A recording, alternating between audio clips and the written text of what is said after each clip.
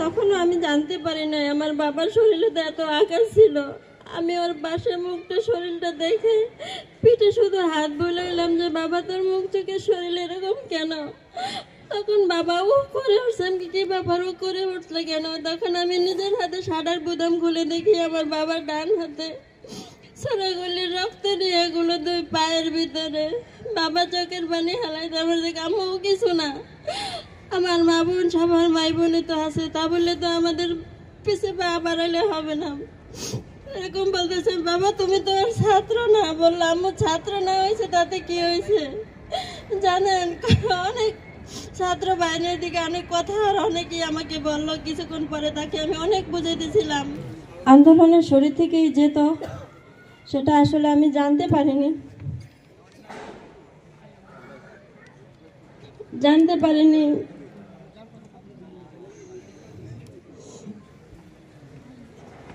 জানতে পেরেছি আমি 18 তারিখে, কারণ প্রতিদিনই সে রাত করে বাসায় আসতো।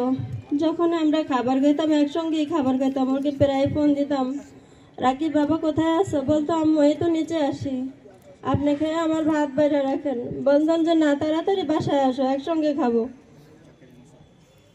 এরকম করতে দু একবারই ফোন দিতাম, কারণ মনের ভেতর তখন একটু কি ব্যাপার ওইদারে এরকম করতেছি কেন। বাসায় আসতো, তারপরে বলতাম যে কি ব্যাপার রাকিব কি হয়েছে এই ধরনের এরকম করতেছে? কিছু না আম্মা এমনি, এই তো একটু নিচে ছিলাম চায়ের দোকানে কথা বলতেছিলাম। পরে আমি বললাম যে না কিছু একটা হয়েছে, কোথায় যাও কি আশা ভিসা? বলতো না কিছুই হয় না এমনি, ভাত দেন তো ভাত খাই। আর 17 তারিখে এরকম কথা আমাকে হয়েছিল, সঠিক আমি জানতে পেরেছি 18 তারিখে। 18 তারিখে সকালবেলা অফিসে গেছে, আমিও চাকরি করি, আমরা দুজন একই জায়গায় চাকরি করি, আফতাবনগর বিদ্যুতের হেড অফিসে পাওয়ার গ্রিড কোম্পানিতে আউটসোর্সিংয়ে। রাকিব হোসেন ক্লিনিংয়ে কাজ করতো, আমি অফিস অ্যাটেন্ডেন্ট ওখানে আছি আজকে 9 বছর। আমার ছেলে ওখানে 7 বছর হয়ে চাকরি করতো। সেদিন গেছে কারণ সকালে ওই 8টা বাজে অফিসে চলে যায়, ওদের তাড়াতাড়ি ডিউটি। আমি দেরি করে যাইতাম সবসময় খাবার টাবার রান্না করে 10টার দিকে। তখন ওই আমাকে 10:30টার দিকে ফোন দিয়েছেন, আম্মু কোথায় আছেন? বললাম যে বাসায়। বলছে ঠিক আছে তাহলে আজকে আর বাসা থেকে বের হয়েন না। কেন বের হবো না? না দেখতেই তো পারতেছেন বাহিরে অনেক গন্ডগোলই হইতেছে। আমি বললাম যে হ্যাঁ দেখতে তো আছি। পরে বলছে ঠিক আছে বাসায় থাকেন।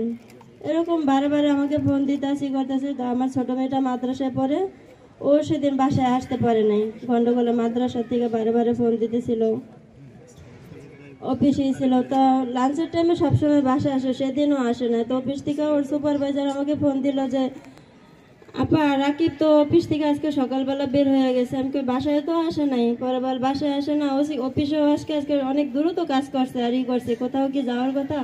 বললাম না তো কোথাও কোনো যাওয়ার কথা না, ওই তো বাসায়ও আসে না। আমি ফোন দিলাম রাকিব কোথায় আছো? আমি একটু গেটের বাইরে আছি। কেন গেটের বাইরে? অফিস থেকে ফোন দিল।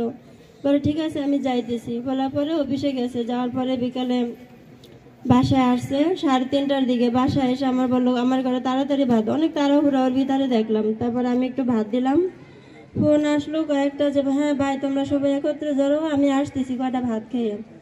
তা আমি আর ভাত দিলাম, ভাতটাও আর খাইলো না, সামান্য অল্প একটু ভাত খাইলো। ভাত খাওয়ার পরে দিয়ে তাড়াতাড়ি রেডি হইলো। আমি আমার রুমে দরজা খুইলা বসেছিলাম। ওই বললো যে কি ভাবো দরজাটা খুইলা বসে রয়েছে না? আমি বললাম যে তুমি কোথায় যাও তোমার দেখার জন্য।